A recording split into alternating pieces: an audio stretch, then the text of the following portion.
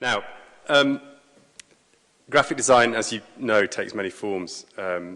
Often it carries the message of a brand, like, for example, Virgin or McDonald's.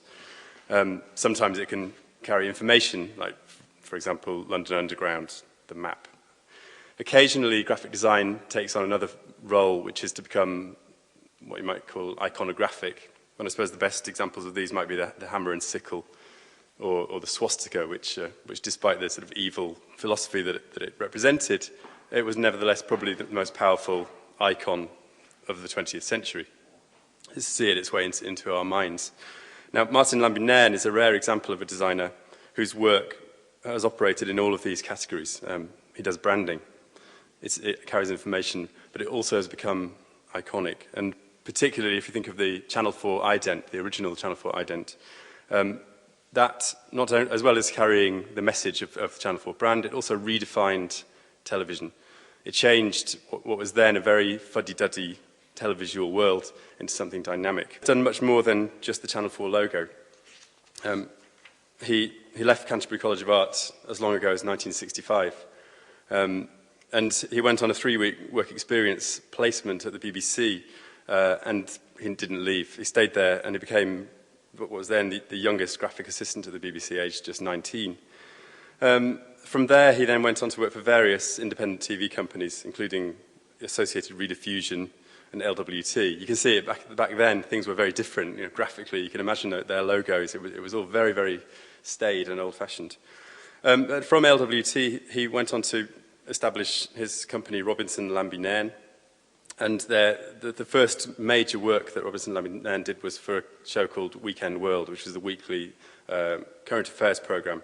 And Martin, on this very simple project, he revolutionized screen graphics for information graphics within this current affairs program. So even then, back in the early 80s, Lambie-Nairn was becoming a leader in his field, but it has to be said that, and he said, to quote him, we were the leaders in a field of one. It was a nascent discipline at the time, and so the fact that the Channel 4 logo could happen at all was an extraordinary breakthrough, both for Martin and for television. And on the back of that, he got lots of work. Work outside Britain, TF1 and Arte in France and Germany, and up until most recently Sky, a Greek television program. And he was taken on by the BBC. And at the BBC, he as with Channel 4, he transformed the image of fuddy-duddy old BBC. And possibly the best-known example of what he's done was with BBC Two, in which he took that figure, the figure 2, and turned it into a character with personality, and subjected that character to a whole series of odd situations. And you know, who could forget the paint which splashes sideways across the figure 2, or the little 2 on wheels which scooted around. And that idea lasted for, I don't know how many years, 10, 15 years, extraordinary longevity in a world of screen idents which are usually very short. Now, most recently, Lambie-Nairn has managed to expand, diversify his company outside screen graphics, and the best known of his projects is with O2, again, where he transformed a dull, loss-making company, British Telecom, into an extraordinary profit-making success worldwide. He's also done work with First, Great Western Trains, and many others. Now, it has to be said that although he's had a stellar career, it hasn't always been easy for Lambie-Nairn, and he had some failed companies early on in his life, and most recently with the Dome, he was taken on to be sort of creative director of the Dome, and that was a project, of course, mired with controversy. I don't think we should just imagine that he's always had it easy, and I really would like to hear what you have to say about those difficult projects too. Overall, however, you have to say it's been a stellar career, and it's a privilege to welcome somebody that you can only describe as one of the 20th century's great iconographers. Please welcome Martin Lambie-Nairn.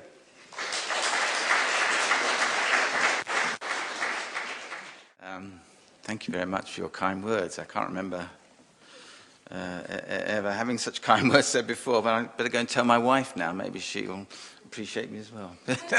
Let me just do my computer thing, and then let me get going.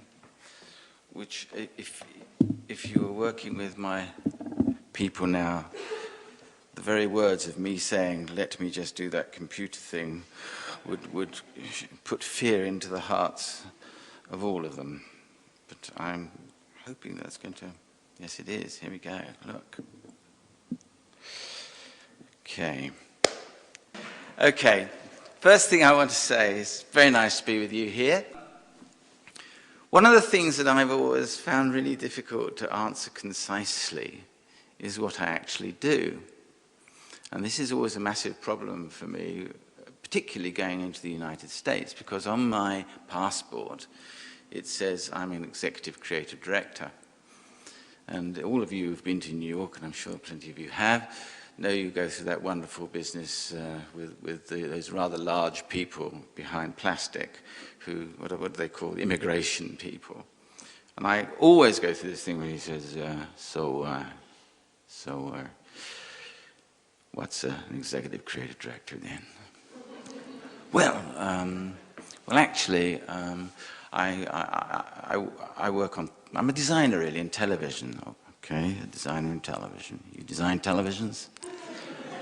No, I don't design televisions. Actually, you know, the programs, the programs. He said, oh, I got it. He said, you do the bits in between, you do the adverts. No. But I do the bits in between. So what are the bits in between if they're not adverts? Now, normally we have this conversation and it goes nowhere. And normally the guy gets so fed up he couldn't care less what I do after a while. He goes, and off I go through the thing. I'm out of there. But it is always a problem. In this country, it's less of a problem because I've now got a shortcut to this. You go to a party or something and somebody comes up to you and says, what do you do? And you say, well, you know those twos on the television and the balloon on the BBC? Oh, I like those. I like those twos. I like those things. Oh, that's great. So that's a job, is it? So as you can see, I'm on a loser, really. I'm trying to describe what I do here. But, hey, today I've got 40 minutes. So I'm going to try and describe what I do, and I think you'll find it is actually... People imagine that if you're a creative director, then you're a designer, but if you're a creative director, you actually have to be more than a designer.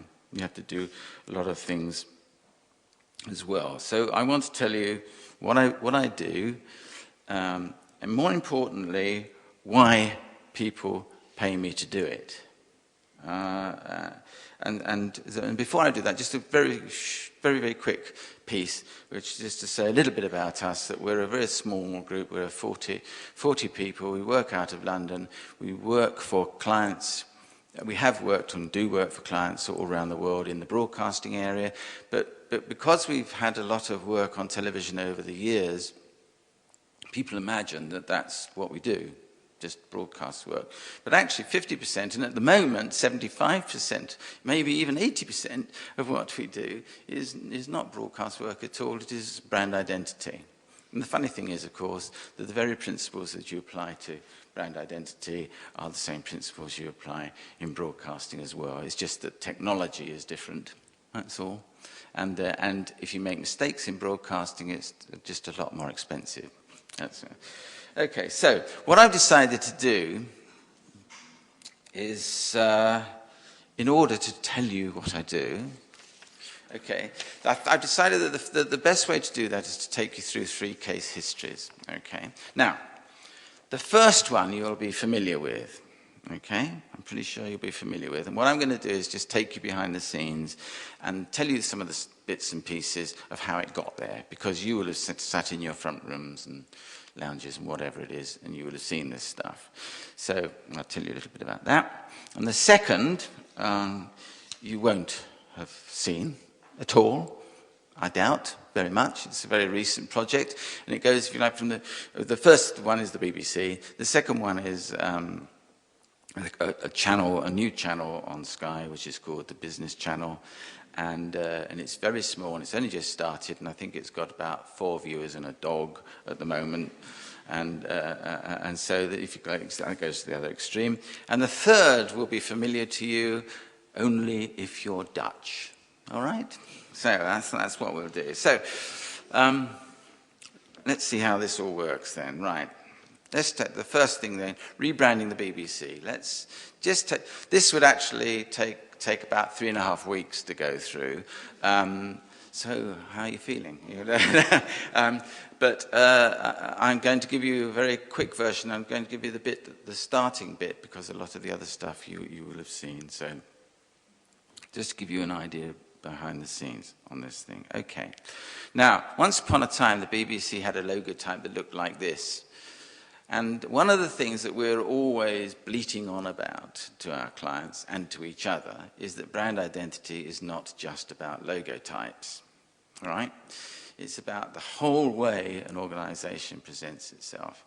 However, on this occasion, the BBC got in touch with us and some other design practices as well, and they said, we want you to look at our logo. I said, yeah, right. In fact, they said even more insultingly, we want you to play with our logo. I said, hang on a minute, I'm running a business. You know, I don't play with things. You know, you pay me, I do work, and that's how it works. This is a business, all right?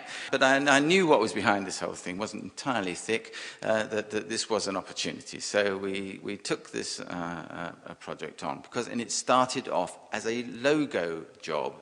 And of course, we looked at it and we said, well, you know, this is not about the logo. This has massive implications for a massive organization, and it is a very large, or was a very large organization. This is a piece of history, by the way. This is going back 10 years or so. So this is a history part of the evening, all right?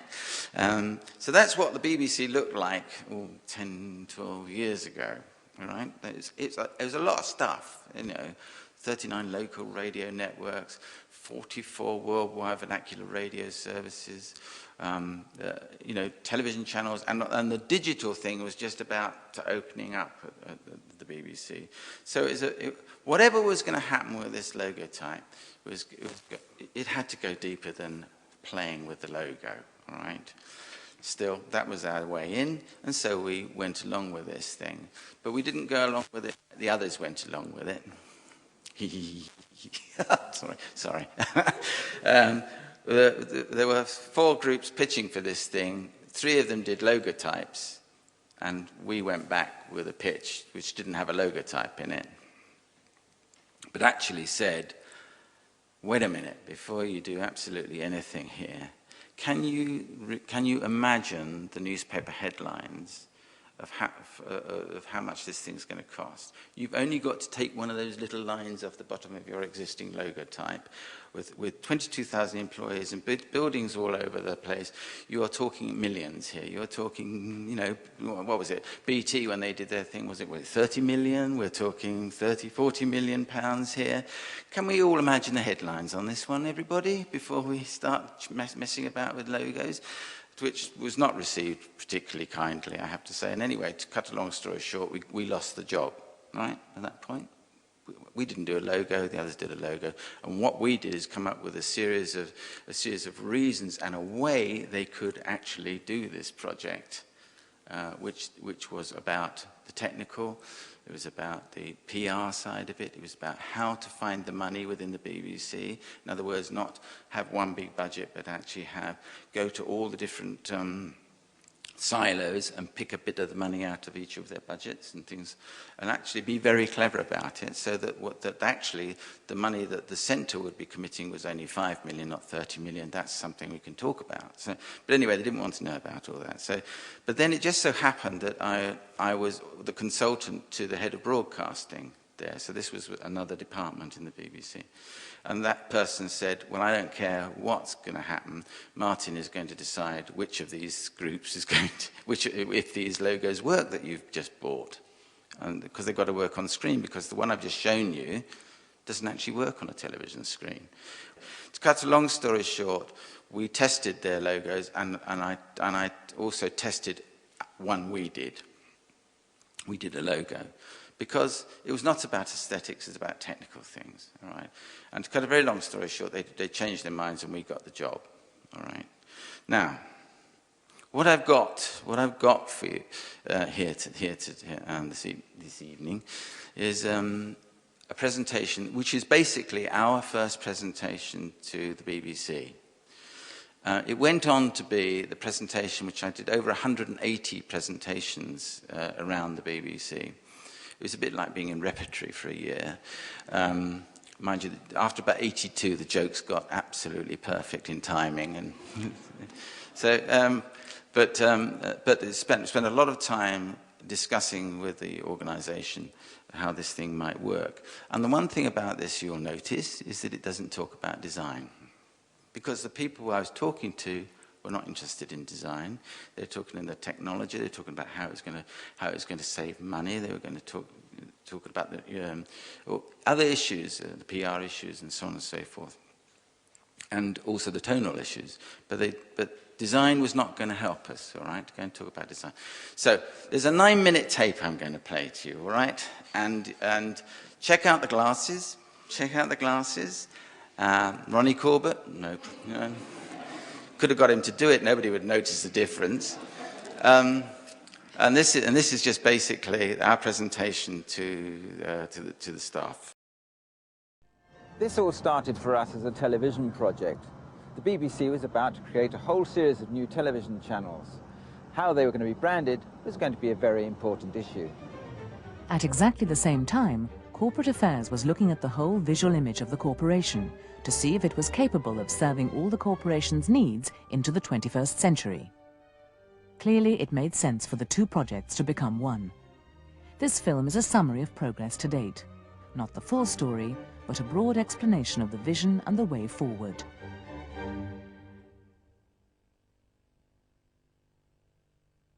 The way the BBC designs its logos for television brands at the moment revolves around 3 elements: corporate logo, brand name or numeral, and personality of the brand. So the reason BBC World uses this typeface is because it reflects the channel's output, news and information. This approach is also used for the radio networks, BBC Radio, a numeral with personality, and finally, frequency. But these aren't the only logos the BBC owns. I know.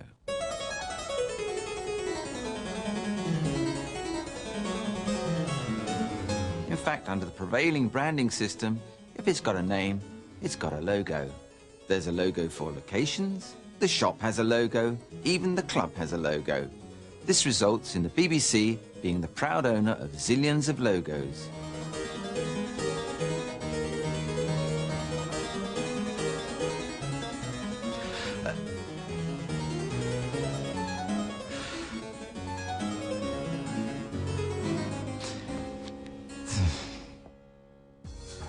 With the BBC about to play a leading role in the digital revolution, the team realised that following the existing branding system for all the new BBC channels and services would mean simply adding more and more logos. The problem with zillions of logos for any corporation is that they weaken the core brand. Not only that, but they cost a lot of money, between $2,500 and $6,000 each. At the time we got involved in this project, the BBC was generating about 2 logos a week. Obviously, it was time to call a halt and review the whole process. The first thing we needed to do was to ask the question, what's the most important part of the identity? And obviously, it's these 3 letters. More than anything else, they represent a famous brand. They're associated with quality, integrity, and all the positive values of the organisation. The next stage was to consider the existing brand logo. After all, it focuses on the BBC initials. So what's the problem? Well, actually, there are 4 sets of problems. Firstly, there are the technical problems. It doesn't work on screen, because when reduced, the little lines disappear, and so do the counters. That's the little bits in the centre of the letters. And off-screen, when it's a colour logo on a colour photograph, it's again possible to disappear. There are other technical problems, but these are problems enough. The team also identified strategic design problems. Now, if this looks vaguely familiar, that's because it's meant to. It has its roots in the 60s, or was it the 50s? But the problem is that bringing elements of the design across to this new logo, the designers also imported a specific period feel. Not quite the values you want for a global corporation going into the 21st century. The logo didn't work tactically either, alongside other BBC services and products. The problem here is that you can never get the brand names to look comfortable alongside the diagonal logo. See what I mean? Finally, the logo didn't work financially. It's a 4-colour letterhead at its cheapest, but you also have 7-colour and even 10-colour letterheads, and that costs. Before redesigning the BBC corporate logo, certain criteria had to be established.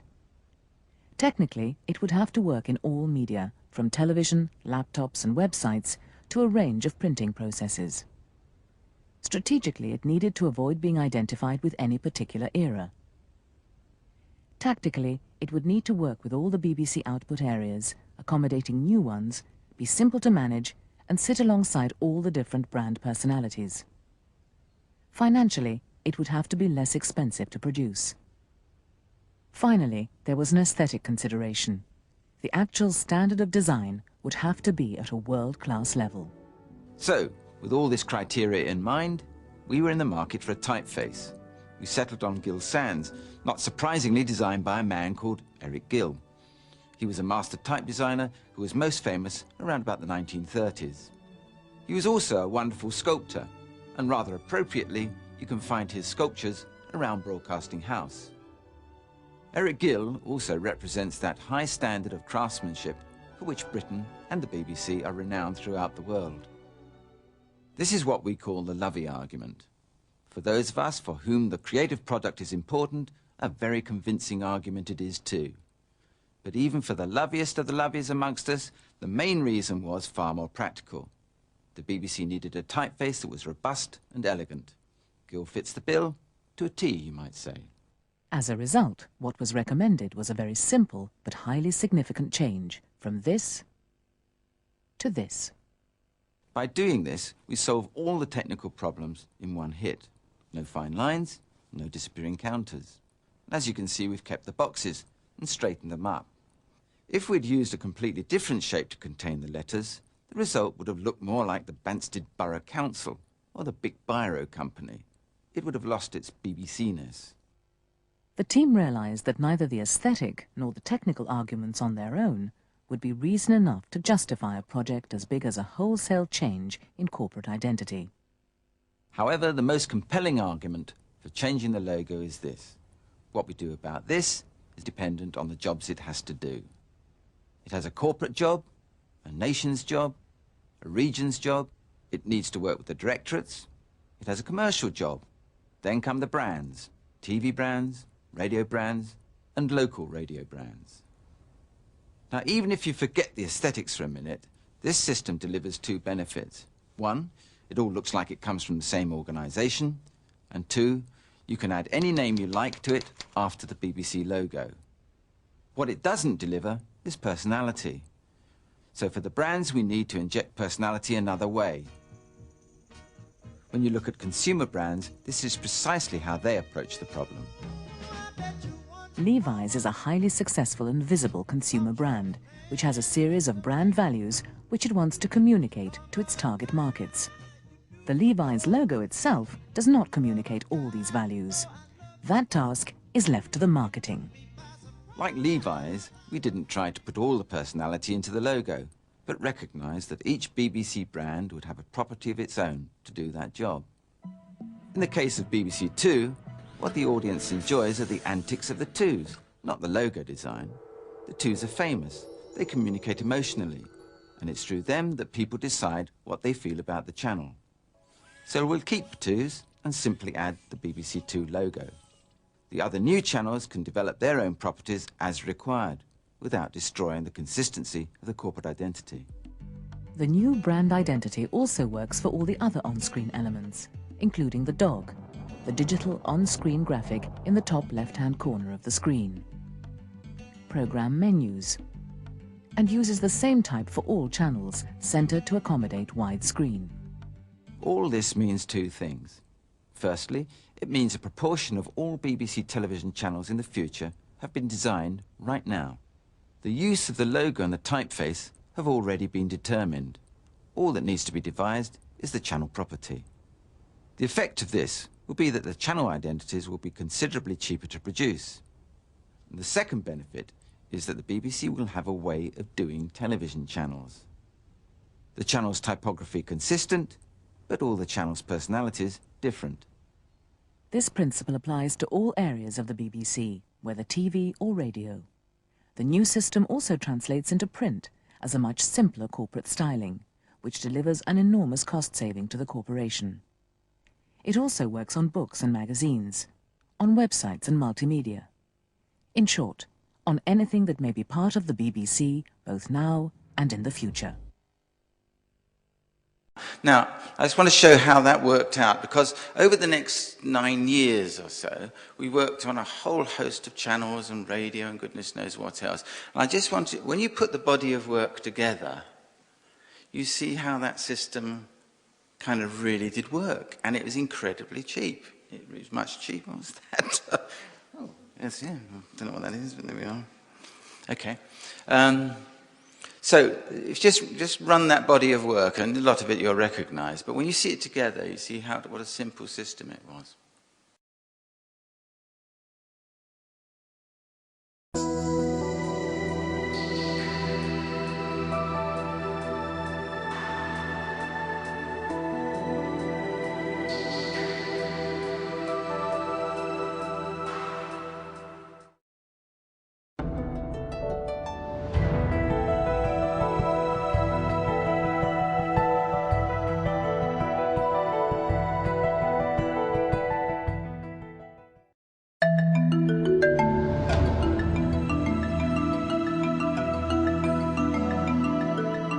After this was running for about 4 or 5 years, we then had some new program controllers come in, and they were not at all sympathetic with the system of just having BBC and their brand up 1, 2 and 3 after it, the same as their colleagues next door. They wanted a logo like proper television channels and proper companies. And so what happened was, and this always happens, you solve the problem and then it gets eaten away from the inside if you're not there to sort of grip it. And that's why design directors are so important, to be at board level, because they stop that. But we were then called back in and then said, we want a logo.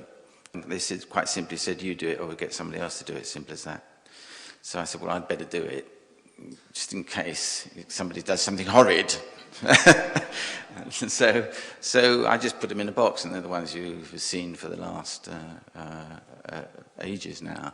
And at the same time, BBC Two program controller changed, and the BBC Two channel was directed differently. It wanted to broaden its audience, be much lighter, and so the identity that we'd produced for it before became completely wrong, and so, because it was based in the sort of art world, if you like, and so we made the two into a character, and then you'll see some other digital channels were introduced as well. So just quickly, if you run that, and then if you wouldn't mind.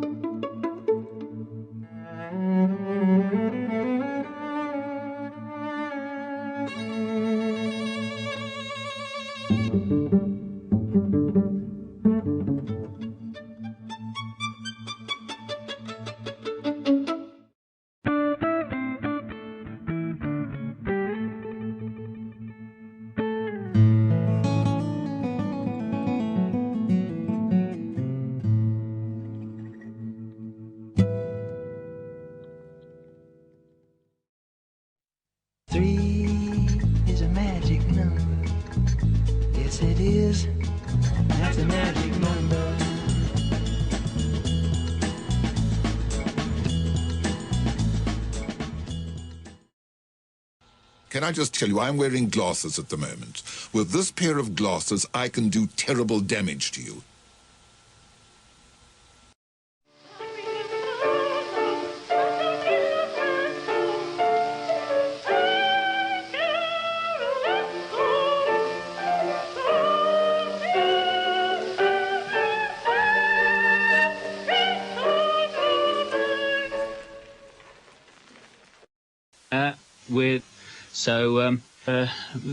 Rather than it's a bit of we've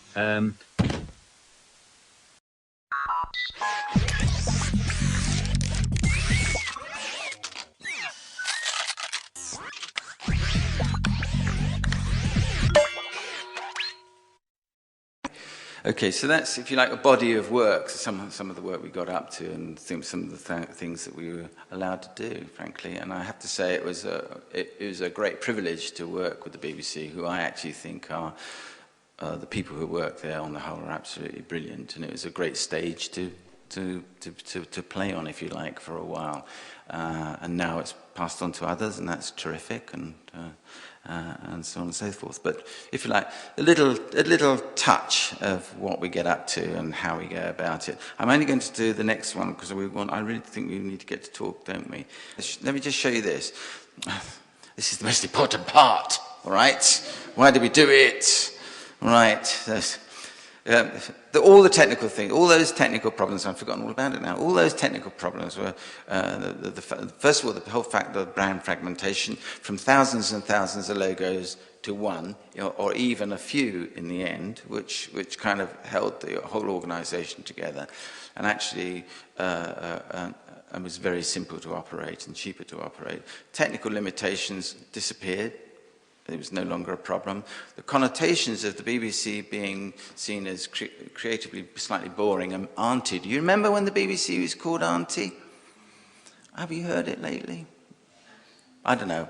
Maybe you have. I haven't. But I mean, there was a sort of perception of the BBC, not just because of our work, but everybody's work, I'm sure, but just they started winning all the awards that were going and all that kind of thing. So in the creative area, the creative circles, in marketing areas, the BBC suddenly went up there and suddenly, can you imagine the BBC won the marketing award of the year? And you're just going, my God, marketing at the BBC. And they were going, marketing? And, but they won the flipping marketing award. That was absolutely brilliant. So the whole perception of the nation did change over that period from auntie to a really, top-class creative organisation. And that's not just me saying that. I could go into all the old research stuff and things like that, but it gets very dull. But it basically, just to take it from me. And expensive, well, it's a whole lot cheaper to run.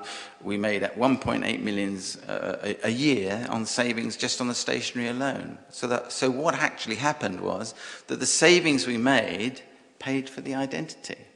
So that solved the PR problem. So when this thing was launched, we had the story, and it was true.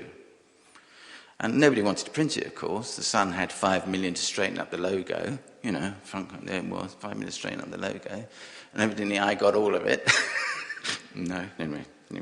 But anyway, that's the kind of thing. That kind of thing is what we do it for as well, to actually make this thing work as a business as well as an excellent piece of creativity. I'm going to whiz on now. Branding the business channel. We're going from right up there, big, to tiny, weeny, which is a good thing. Just very quickly, tell you what this service is. It's free to us service, in other words, we don't pay for it. Okay.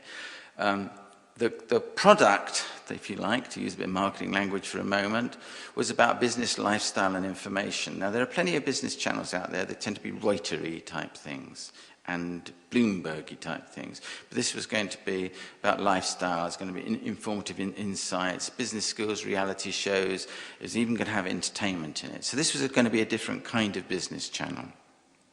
The objective, obviously the objective for the channel branding then was to make this stand out, because here was another little tiddly-widdly channel, 201 on your box, where is it? So the first thing we had to do is to try and get it to stand out in some way. And we also had to change the perception of business channels, because, as I say, business channel means Reuters, Bloomberg, stock market reports. And then in order for them to get their audience, we need to broaden the appeal of business programming with this different kind of programming, and also take it away from being American and bring it into UK culture. Because again, most business channels are seen as American, research tells us, and in fact they are, really.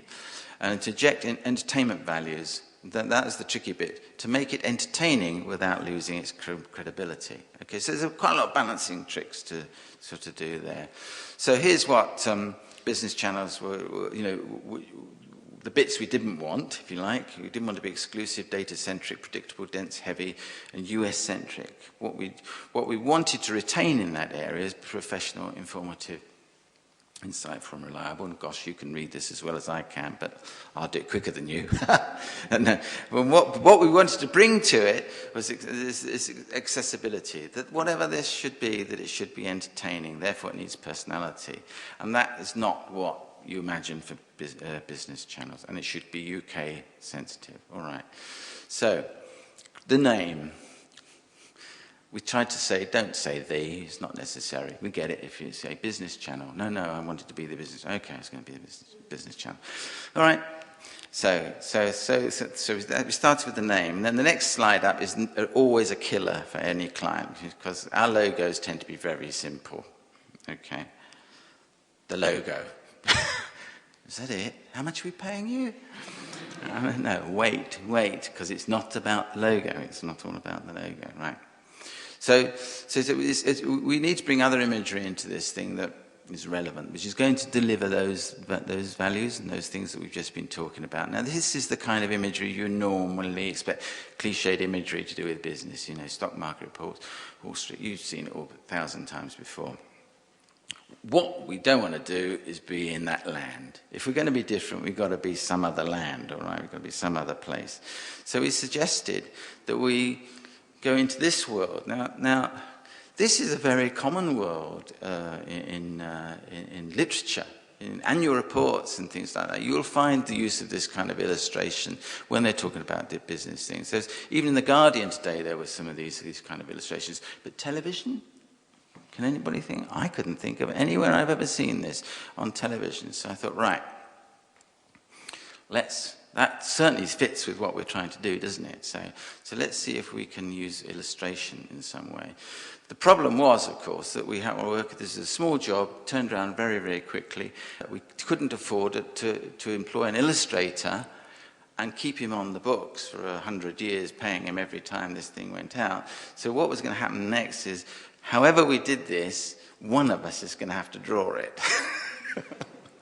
Okay, so that turned out to be me. So we developed this style of illustration that we could draw. I could draw. And we nicked the pink from the world of financial newspapers, those reference points. And what we decided we were going to do, and these are idents, was to describe financial situations, the markets, ups and downs, but use humor in them, or relationship with the bank, got the big bank behind me, so all your care has gone away because the bank is your friend rather than your enemy. So these are all subjects that the channel would be taking on and dealing with. And the idea was to do 20 of these things we possibly could, remembering we've got no money, all right? That made the producer smile. Anyway, and what was the other one? And this is something about, business ideas. And, okay, and then of course it's a case of making it work in all the other literature and stationery and business cards and launch literature and so on and so forth. So that's how. So it sort of shifted the whole idea of business broadcasting slightly. Now the question, this is very early days on this thing, so I can't stand here and say, does it stand out from other business channels? I think it probably does. And this is me, not any research. The change the perception of business channels? I don't think so, not yet, because I think very few people have seen it. Broaden the appeal of business channels programming? I don't think so, because I don't think very many people have seen it. And to be more culturally aligned to UK? Yes, I think it ticks that box. And inject in entertainment values without undermining credibility. I think it probably does. But I mean, that's what I think, and as I said, it's not been researched. But anyway, I was going to go on to another thing. I think we need to stop and talk. But that's kind of, here you go, that's the sort of thing I do for a living, and people pay me. It's amazing. Thank you very much.